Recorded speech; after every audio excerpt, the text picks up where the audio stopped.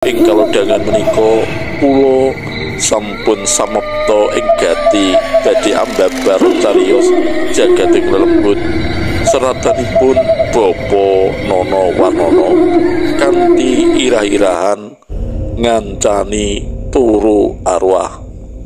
Sumangga dipun pidhangetaken. Wiwit cilik wis kondang ana ing dusun Bumi Ayu kadidine bocah anang klebu sing paling kentel dhewe katandingake bocah-bocah sabaragane. Kepriye ora kendel atase bocah lagi umur luwih kurang 12 taun wis wani mlebu metu liwat tengah alas bebajengan, mlebu metu kuburan ijen tanpa kanca ruang. Yen kapinuju nonton wayang ing dusun sebelah nganti tengah wengi uga mulih dhewean.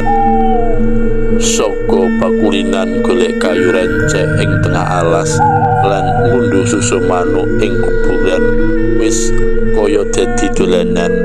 Kabeh kebiasaan mau lumaku nganti ngancik mangsa remaja.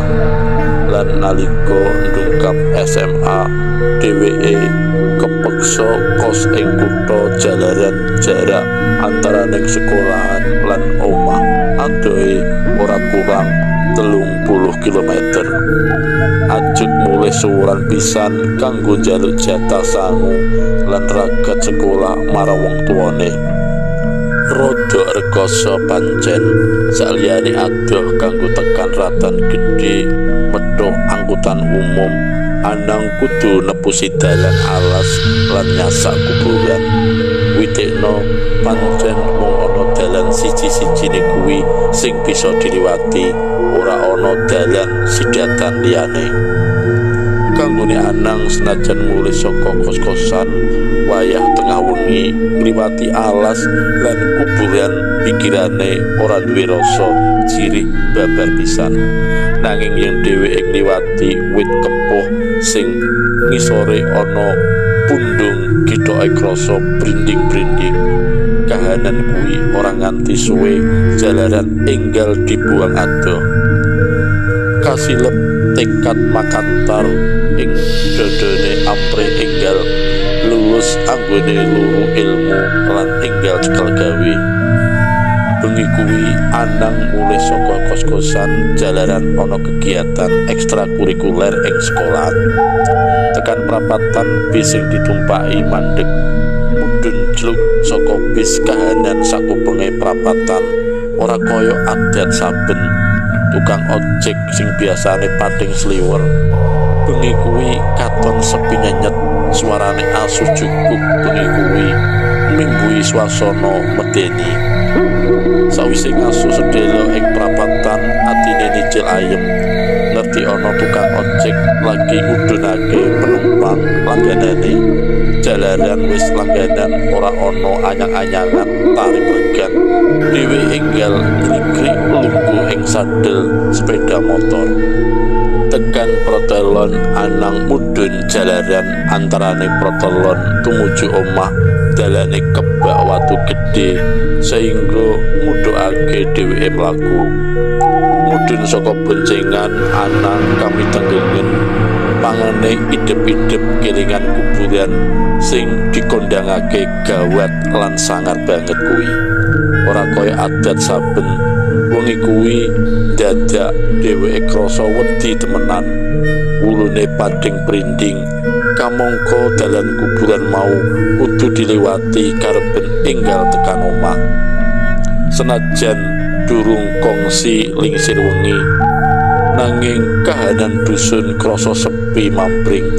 Dasar omah-omah wis padha tutup kabeh, mung swara jangkrik lan kewan sajedhise sing bisa keprungu ing wengi kuwi. Sawise narik ambekan landung, dheweke banjur jumangkah gegancangan. Nanging nembe mlaku udakara 100 meteran pancer wit kepoh ing kuburan, jangkae dadak kandhek. Jalaran panyawange merangguli pawongan nembe ngadeg ing isor wit. Lagi mulih li pitagone pawongan kanthi penganggo warna putih ngisor wit kepoh mau mecah wengi. Anang gelis tumoleh marang sumber swara kuwi bareng dijenggileng kanthi permana jebul pawongan mau Bayan Kasan tanggone. "Oh, nggih Pak Bayan, jenengan badhe teng pundi?" Gluyurane tinimbang ning omah dhewean ya kesepen. Wangsulane Bayan Kasan karo nyekeli sepeda jengki. Gumune Anang gembuleng saweruhe Pak Bayan Kasan ning omah anake akeh lan durung ana sing bangun bali omah. Kok ngakune kesepen? Gegek kuwi mau dudu Bayan Kasan nanging embok-embone gendruwo ning bareng disetetekake maneh jebul terwaca yen pawongan mau Pak Bayan Kasan. "Ayo le, mulai bareng karo aku, dak bonceng sepedaku." Pangajake Bayan Kasan mbuyarake lamunane Anang. Agi-agi bonceng pit ontel, njur brebel irunge mambuwangi nyogok irung lan kudu mutah-mutah. Aneh sepeda ontel sing diboncengi rumangsane lagune alus banget, ora krasa yen nerak juglangan utawa bentus krikil ing dalan. Kamangka sailinge dalan tumuju omahe kuwi akeh watu gedhe sak prangkulan. Ah, mbok menawa wae dalane wis rampung dibangun, merga mulih saka kos-kosan ya wis sawetara suwe. Bengi kuwi Anang lan Bayan Kasan mung meneng-menengan, ora ana cecatulan. Sawetara sing keprungu suarane rada pit. Anang njajal melengak ngiwonengen sing katon mung wit-wit ngrembuyung. Arep nyoba nguwasi jam ing tangane ora katon babar blas, jalaran kesabut wengi peteng dedet. "Piye le, upama awakmu tak jak mampir ning omahku sing anyar?" Pangajake Bayan Kasan sinambi terus mancal pedal sepeda. Anang mikir sedelok pangajak mau digelar digulung antarane wangsulan gelem lan nolak. Umpama pangajake Pak Bayan Kasan mau ditolak genah jalari gelo, kamangka dheweke wis ditulung diboncengake kanthi rekoso.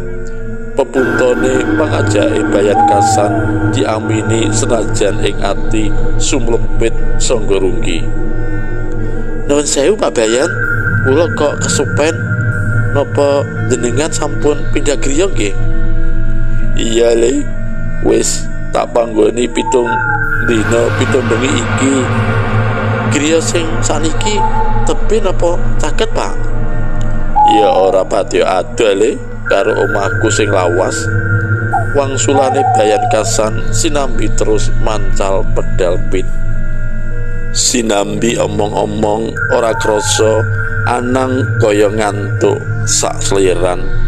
Ngerti-ngerti wis tekan omahe Bayan Kasan. Anang kaget bareng ngerti omah anyar gedhe magrong-magrong kanthi lampu pating klencor. "Ayo le, mlebu rasa sungkan-sungkan, ora ana sapa-sapa ning omah kene. Aku mung ijen rono koncone." Senajan kanthi ati dida-dida, dheweke banjur mlebu terus lungguh ing kursi tamu. Gumune Anang terus merambat ing pikirane. Nyawang omah kanthi cat biru enom kuwi direnggani gambar pocongan mayit jejer-jejer, kaya ora saklumrahe omah sing dipanggoni bangsa manungsa lumrah. Ora nganti suwe Pak Bayan Kasan metu maneh karo nggawa maneka jenis panganan. Embuh panganan opo yen disawang kok ora kaya jajan-jajan saklumrahe. Anehe bengi kuwi wetenge Anang ora ana nafsu makan babar pisan. Senajan wiwit sore saka kos-kosan tekan wengi iki durung klebon upo babar pisan. Mula nalika disemantani ngicipi panganan dhuwur meja, dheweke ora selera babar pisan. Wengine tansaya tintrim, pikirane nglangut manut pelayune lamunan. Jam ing tembok disawang manter, pandem jam wis nuding angka 1 punjul 13 menit. Ora krasa anggone jagungan wis ndungkap lingsir wengi.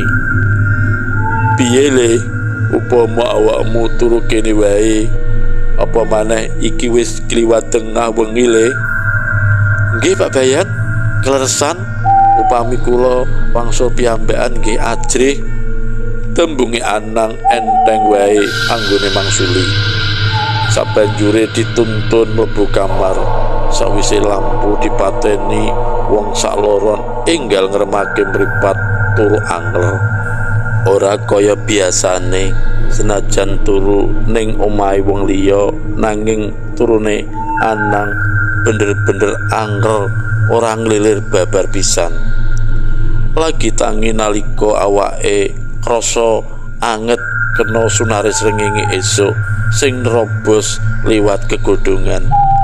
Nanging kaya ngopo kagete bareng nyawang kahanan sakupenge, jebul dheweke lagi bubar turu ing tengah kuburan.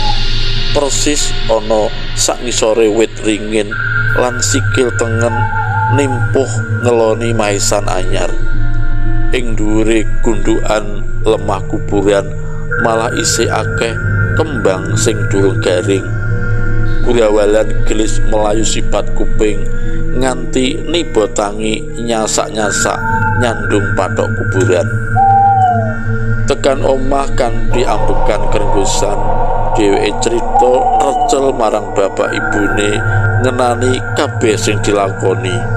Durung suda rasa wedine, critane diselani dening bapake yen Bayan Kasan ngono wis kapundhut lagi udakara 7 dinane.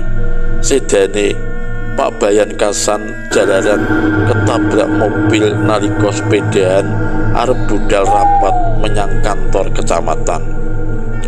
Krungu crita saka bapake, Anang denger-denger ngilingi lelakone suwengi sing kebak perkara aeng lan nyolowati. Kithoke isih krasa mengkorok, enggal ndedonga ngatungake tangan lorone supaya arwahe Pak Bayan Kasan ora nglambrang lan enggal tinampa dening Gusti Kang Maha Kuwasa.